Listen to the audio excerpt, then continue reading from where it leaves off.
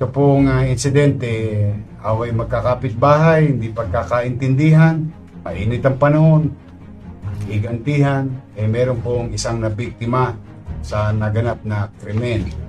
Biktima po ay si John Bacolod, 46 years old, resident of GK Compound, Halo-Halo Street, Tondo. Sa Barangay 105 po yun.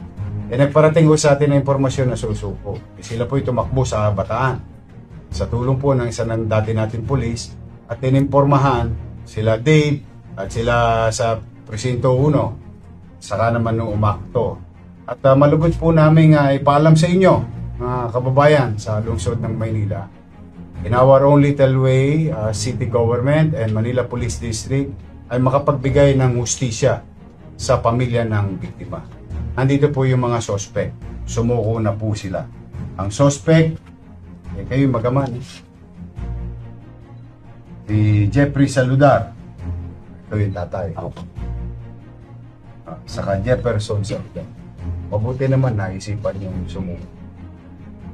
Sige, isa naman matsyambang pa kayo ng Manila Police District. Kuyat, may mga CCTV. Madali kayong... Sila po ay na-inquest na. Kanina. Saan na-inquest? Ngayon. 2 o'clock. So, nandito rin po yung pamilya ng biktima na nasa labas.